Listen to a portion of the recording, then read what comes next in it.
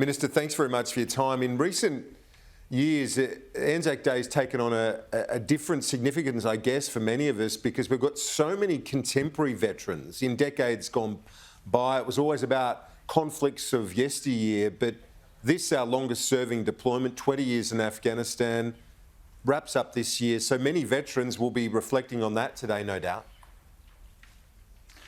Oh, you're right, Kieran, and I think Anzac Day is really all about respect. It's respect for the fallen, obviously, and respect for the families who support them and love them in their service, but respect also for the serving men and women that we have with us today. And you're right to recognise the many Australian veterans who have served in more recent conflicts and in peacekeeping missions, but also the men and women who served with such incredible distinction over the last 18 months here at home, with Operation Bushfire Assist, with the COVID-19 pandemic, cyclones and floods. We really have seen the capability of our Australian Defence Force, the diverse capability of the Australian Defence Force here at home in recent times as well. So I think this Anzac Day is a very special one for a lot of people, particularly after the lockdowns last year meant that no one could gather in large numbers. We've seen quite large numbers around the country today, but also a lot of driveway vigils as well.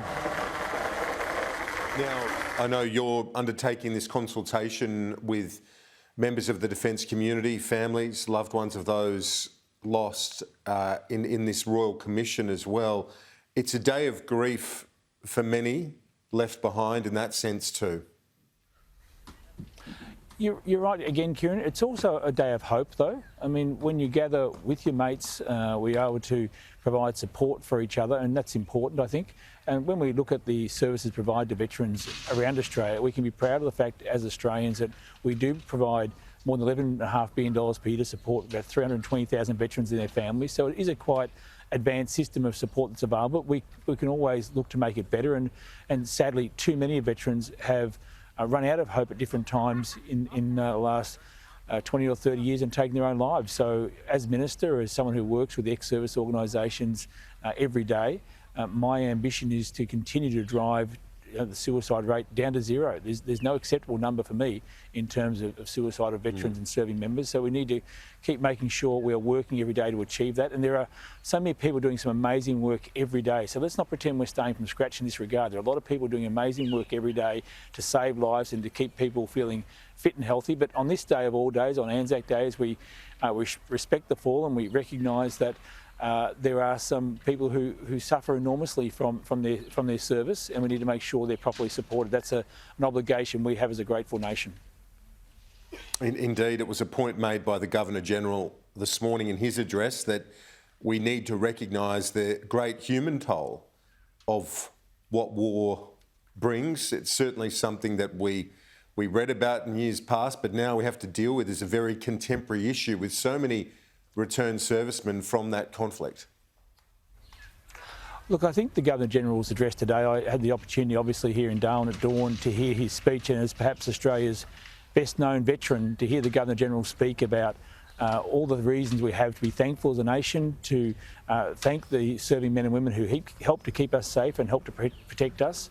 But also he spoke about the fact that the Anzac legacy, the legacy that was formed Gallipoli 106 years ago, was never cast in stone. It's up to us as a current generation to live up to those values of the courage and the mateship, the service above self. And I thought his speech was terrific this morning, Kieran. I really took a lot from it, and it was quite inspirational in terms of encouraging Australians to every day try to live the lives that would do honour to the Anzac legacy and to write our own history. So I really do think the Governor-General made a terrific contribution to the public debate today in Darwin, and as someone who is very interested in veterans issues, he regularly raises topics with me when I have the chance to meet him, and he's very constructive and very practical in the ideas he brings forward. So I think he's someone who we can really depend on as a bit of an ally in terms of helping veterans and helping their families and recognising their families, the amazing work the families do to support our veterans.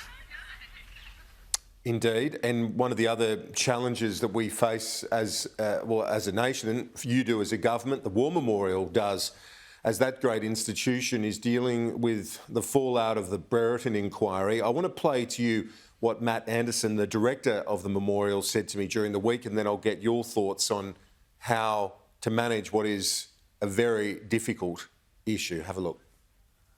The memorial's always told the story of allegations of misconduct by Australian soldiers, and it went back to the Boer War through to more contemporary operations in Vietnam. but we just tell the truth. Once we know what that truth is, we'll tell it. But at the moment, presumption of innocence, and we'll let the investigation run its course. So it's about telling the full story. Correct. That's the memorial's Well, as Bean remit. said, yeah, it is. Absolutely. I mean, Bean said that we need to tell, the greatness and the smallness of the Australian military history. Matt Anderson during the week, and the message was simple there, Darren Chester. It's innocence until proven guilty, and then simply document the truth as we know it. That's his approach as director of the memorial. Well, I think Matt is 100% right. I mean, war can be an ugly, dirty and horrible business for people who are caught up in it, for the civilians or people who are serving. And the War Memorial is a place where we tell the story of Australians' involvement in conflict and peacekeeping missions. But I would make one further point, Kieran. For the 2 million Australians throughout our nation's history who've put on the uniform, the vast majority, the overwhelming majority, have served with great distinction, with integrity, with compassion where required, and with courage.